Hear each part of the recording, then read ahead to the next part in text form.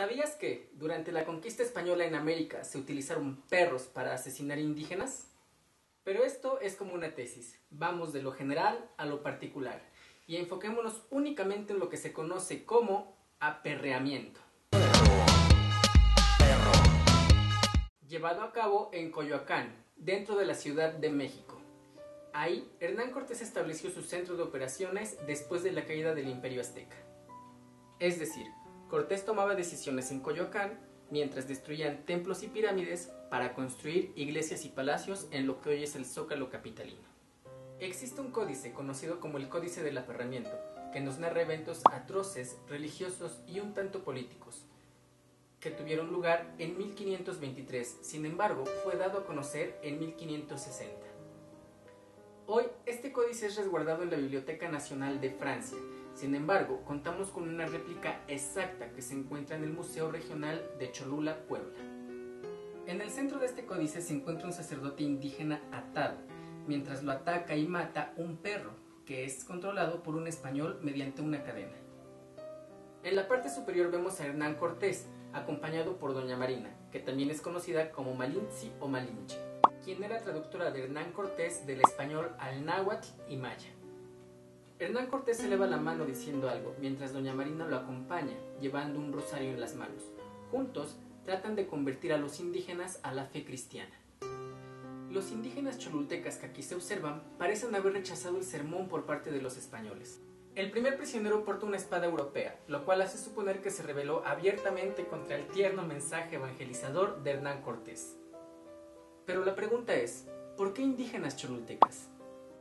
Cholula ha sido considerado a lo largo del tiempo como un espacio sagrado, ya que sus templos dedicados a multitud de dioses y santos fueron y son destino de importantes peregrinaciones. Resulta que la víctima principal representada en este manuscrito era Tlalchach, uno de los grandes sacerdotes de Cholula, que fue una de las ciudades más grandes e importantes del altiplano de México.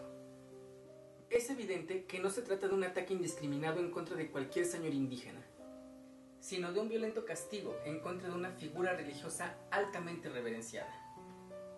Y tal vez un acto de dominio sobre la religión nativa misma.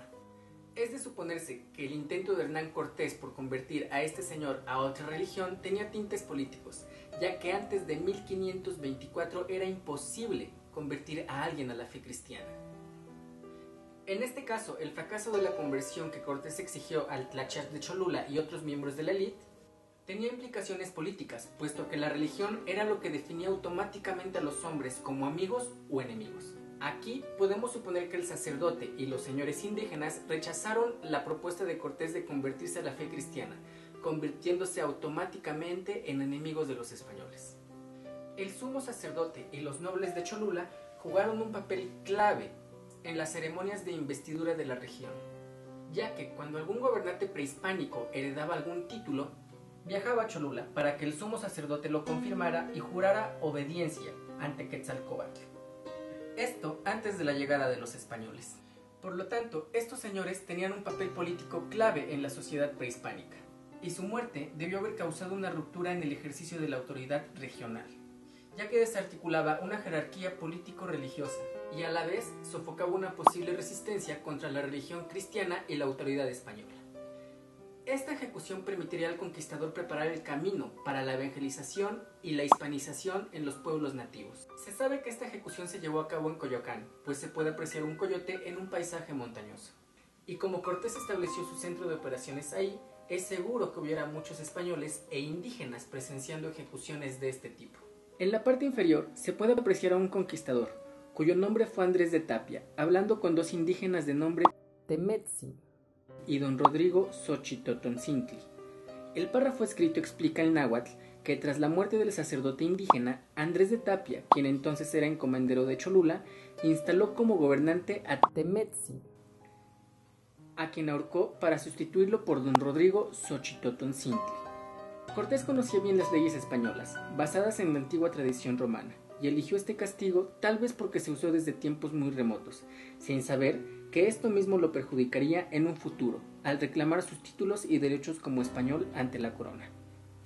Así que ya lo saben, la próxima vez que vayan a misa, acuérdense de esto. Nos estamos viendo. ¡Adiós!